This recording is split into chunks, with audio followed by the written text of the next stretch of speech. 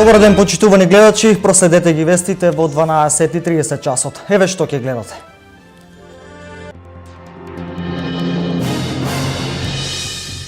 Владеачката партија поведува иницијатива за формирање нова анкетна комисија во собранието која ќе го расчистува скандалот со фабриката за фалсификување на лични карти, пасоши, афери и други документи.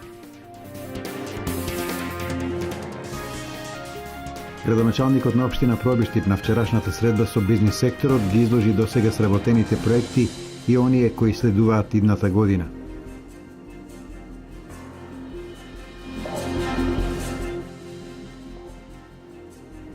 Денес е последен училишен ден за оваа година. За околу 270.000 ученици во основните и во средните училишта утре започнува зимскиот распуст.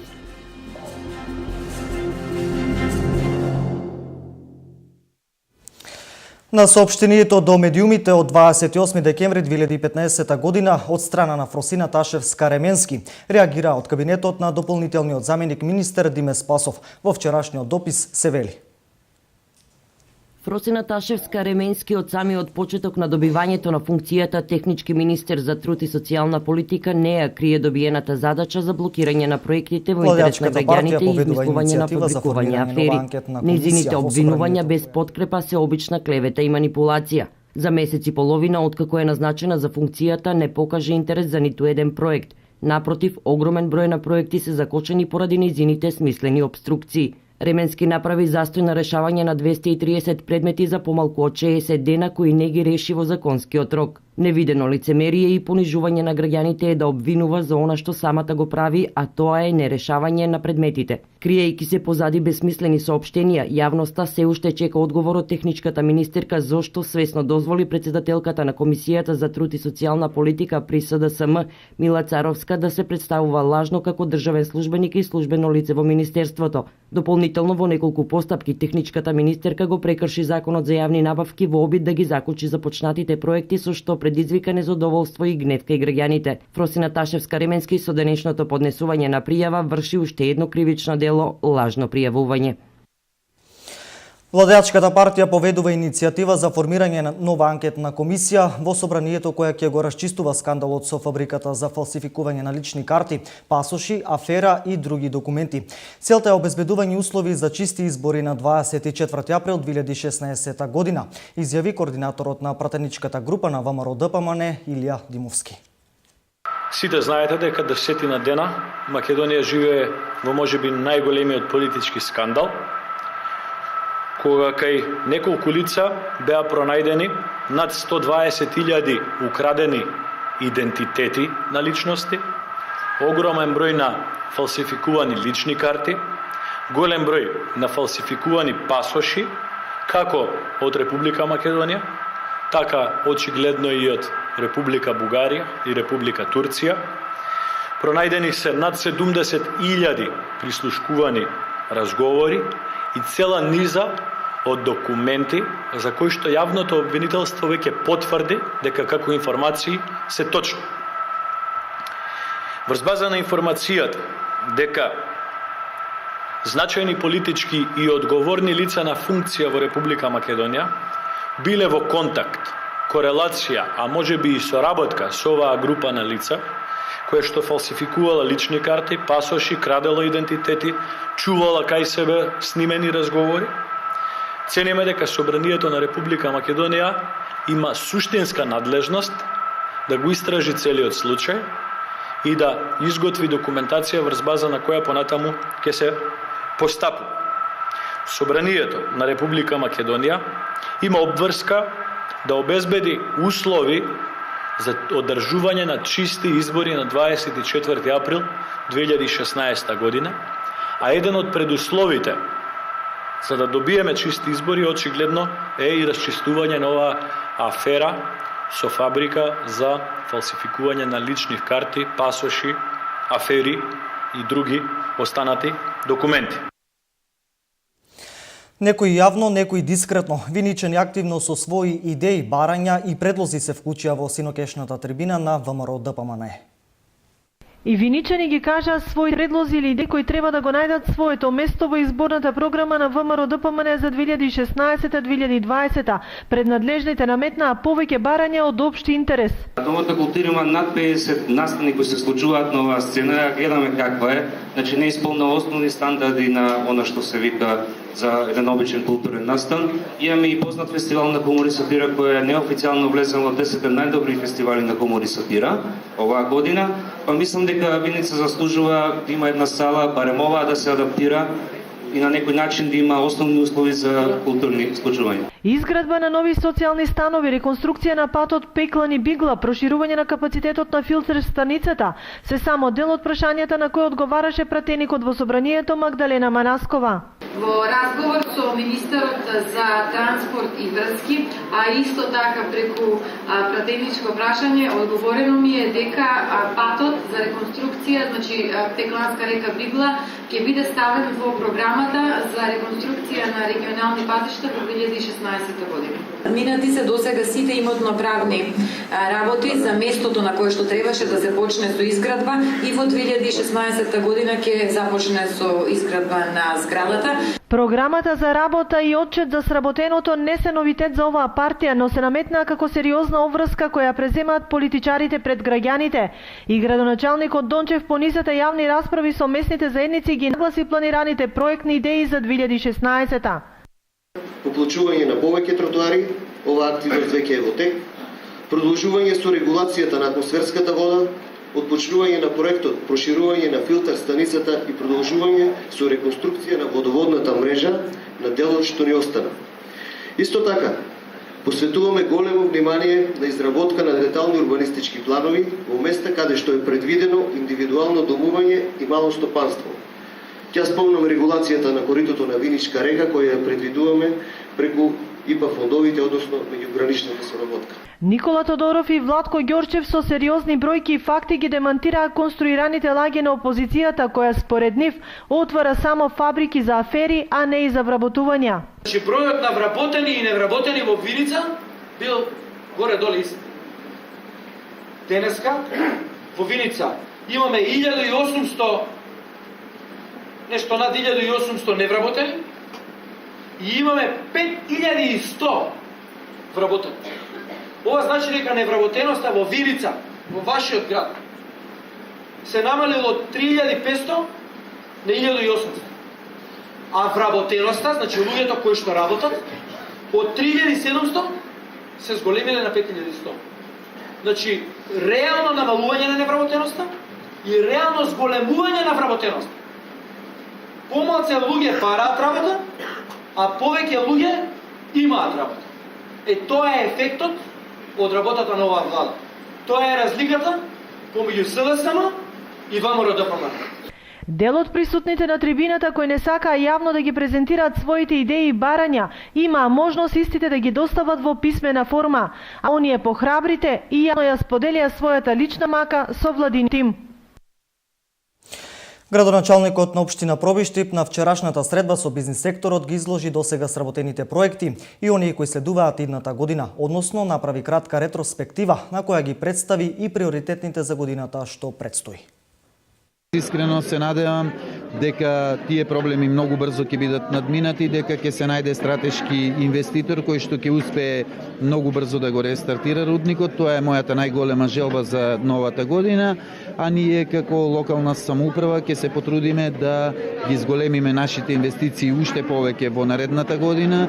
Веќе имаме испланирано и најголем дел од средствата од буџетот на општина Пробиштип ќе бидат вложување во патната инфраструктура, во локални улици и патишта, меѓутоа и во многу други проекти кои што јас ги споменав во мојата презентација и ќе се потрудиме колку што е можно повеќе да ги подобриме условите за живот на нашите сограѓани, а пред се условите за живот значат и отворање на нови работни места. Се надевам дека ќе имаме отворање на нови производствени погони, новата.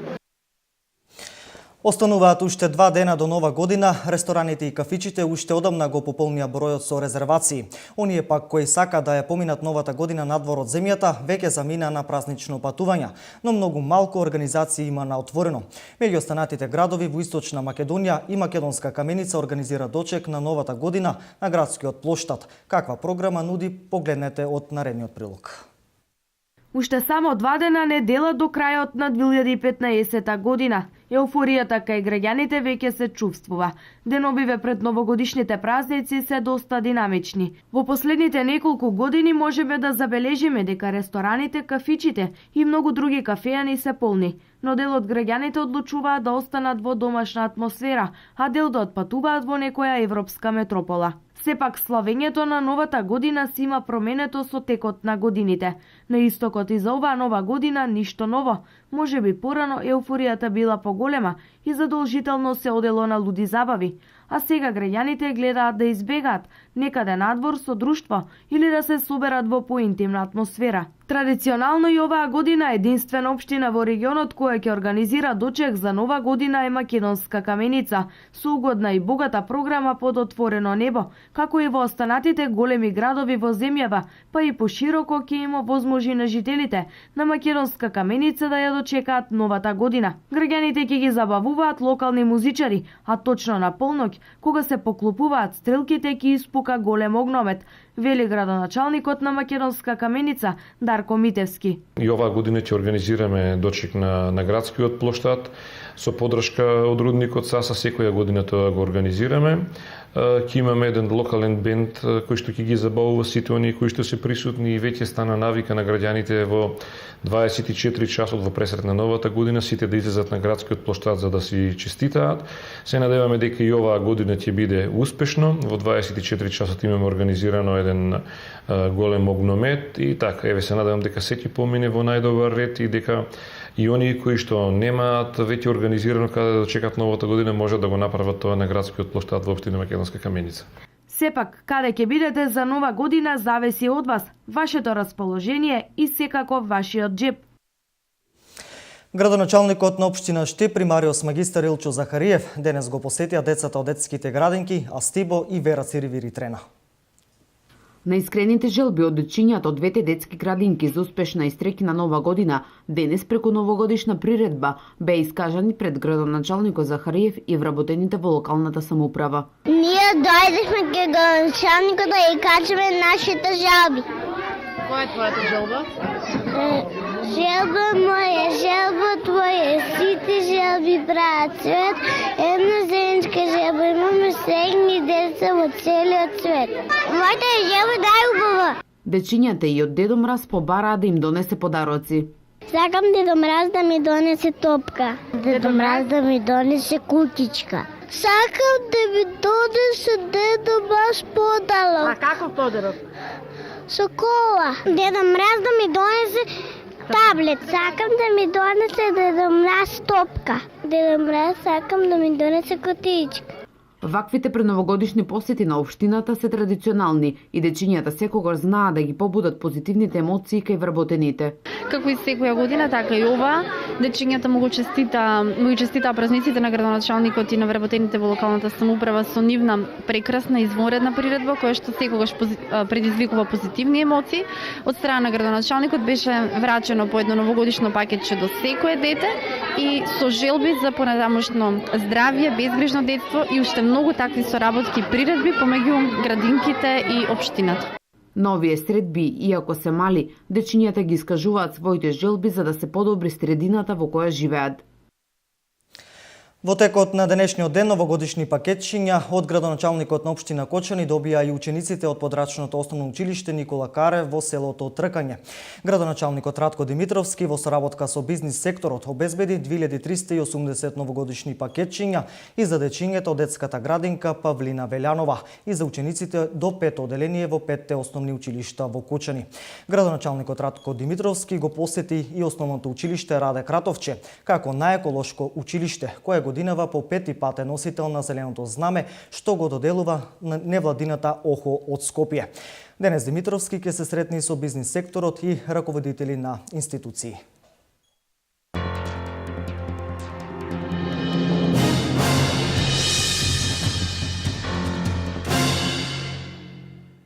А денес е последен училишен ден за оваа година. За околу 270.000 ученици во основните и во средните училишта утре започнува зимскиот распуст. Учениците ќе се вратат на настава на 21 јануари 2016 година.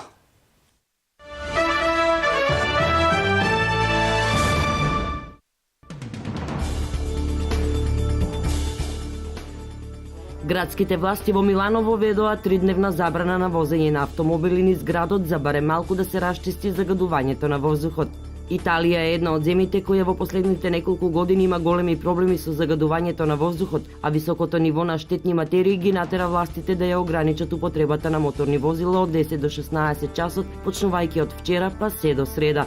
Тоа значи дека луѓето ќе можат да одат и да се вратат на работа, но во текот на работното време нема возење низ градот. Слична забрана има и во Рим, каде во наредните денови ќе се применува системот пар-непар. Возилата кои имаат непарен број на регистарски таблички нема да смеат да возат еден ден, додека оние со парен број нема да смеат да возат наредниот ден. Две лица се уапсени од белгиските власти под сомневање дека планирале терористички напади на символични места во Брисел на новогодишната ноќ, соопшти федералниот обвинител на Белгија. Полициската антитерористичка рација се одржала во Брисел, во источната провинција Лиеш и во фламански Брабант, централна Белгија, во неделата и понеделникот. Биле уапсени 6 лица за време на операцијата. 4 подоцна биле ослободени. Според обвинителите, тие немаат директна врска со нападите во ноември во Париз, кога загинаа 130 лица. Според обвинителите, полицијата пронашла воена облика и пропаганден материјал на Исламска држава при претрес на домовите на осомничените. Сепак не се најдени оружје и експлозив. По модернизацијата на бродоградилиштата, руската бродоградежна индустрија ќе биде способна да произведува носачи на авиони. Модернизацијата треба да биде завршена во 2019 година, изјави председателот на Обединетата бродоградежна корпорација Алексеј Рахманов.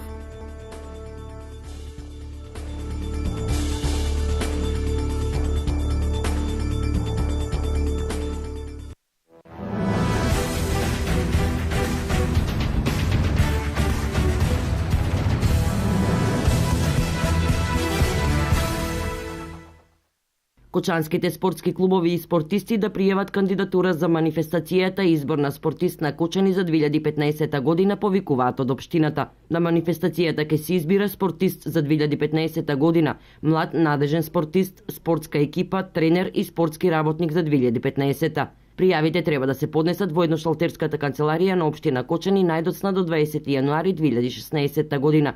При пријавувањето треба да се достават копии од регистрацијата на спортскиот клуб, од освоените награди и признанија и образложение за кандидатурата.